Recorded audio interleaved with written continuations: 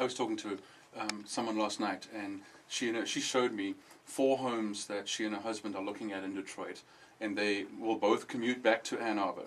But all 4 of these homes are in the $60,000 to $85,000 range, and they're all in the 4,000 to 5,000 square foot. Oh, that's all unheard of. magnificent homes with loggias, a little bit of English arts and crafts on them, some Tudor, but beautiful brick detailing, copper. I mean, gorgeous homes. Beautiful woodwork on the inside. The one she showed me with the staircase, with this hand-carved newel post and Pewabic tile. We had the head designer from Pewabic on our show just a couple of weeks ago.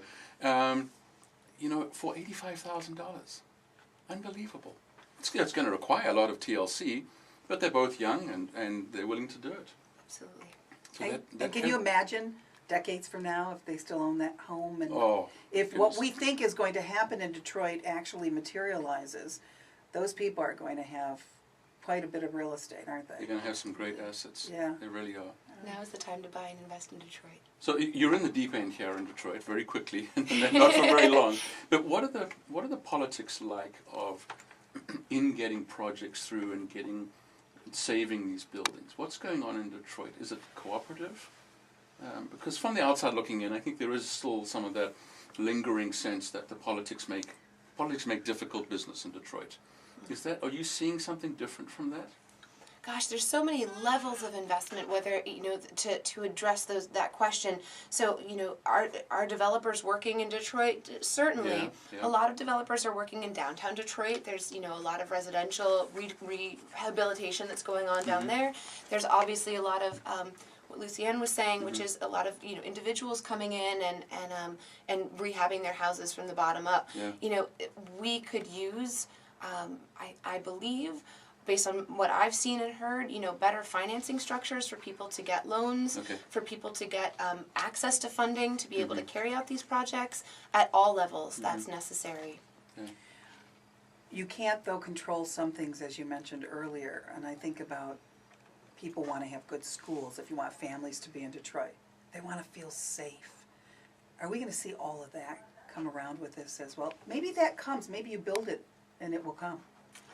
Yeah, I mean, there's so many ways that could spread out in front of us, so many different opportunities. But what I believe is that while people have a feeling that Detroit is unsafe now, that is not my experience. That is not a lot of people's experience that I know. Just like any big city, you need to be aware of your surroundings. Right. You need to be safe at night. You need to lock your car. Does that mean that break-ins don't happen all the time? That absolutely, it happens in every city.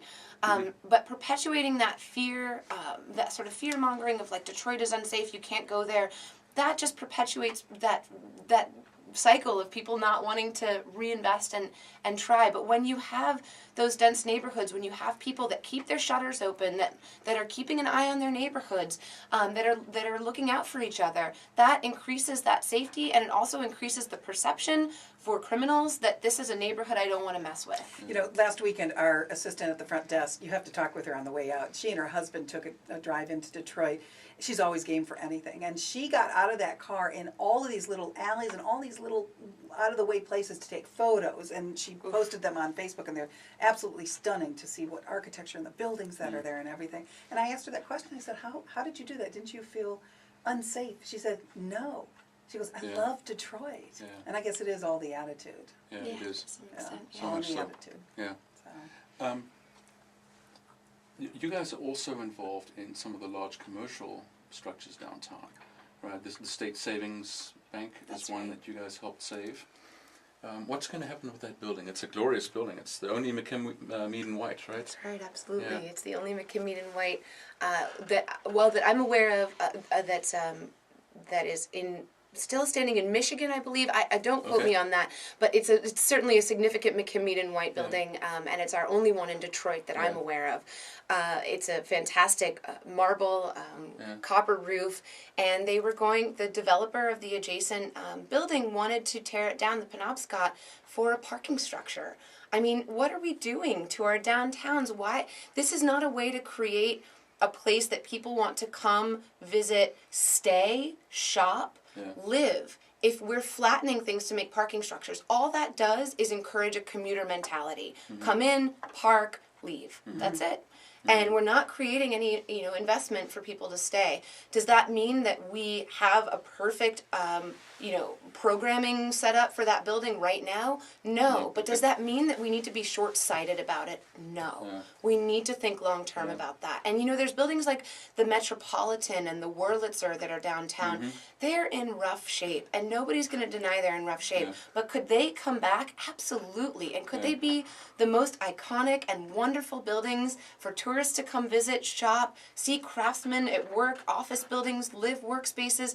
A million opportunities in downtown. So, what about the railway station? Everyone, it's such. Talk about iconic, right? It is But iconic. it's so much square footage, isn't it? It is. What do you think? I mean, do you have a dream for that? Oh my gosh. I mean, the programming opportunities for that building are in some ways endless and in other ways really challenging, because you've got this lobby, these grand lobbies that are just soaring ceilings and detailing, and then you've got these kind of upper office buildings, and sort of how do you break them up? What do you do with all that space?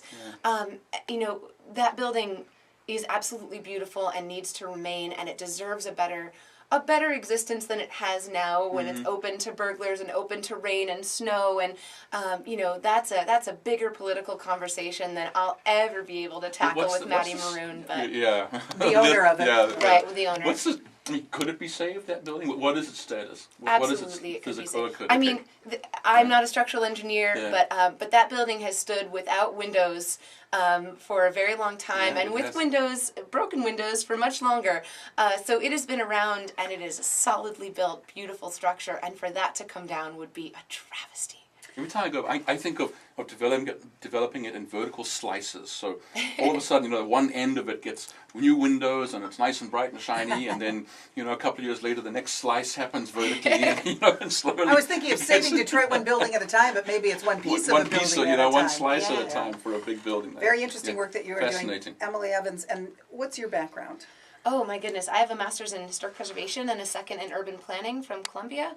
I taught there for a couple of years while working at the Brooklyn Navy Yard, actually, in New York City, from Washington, D.C. before that. And how were you lured to Detroit?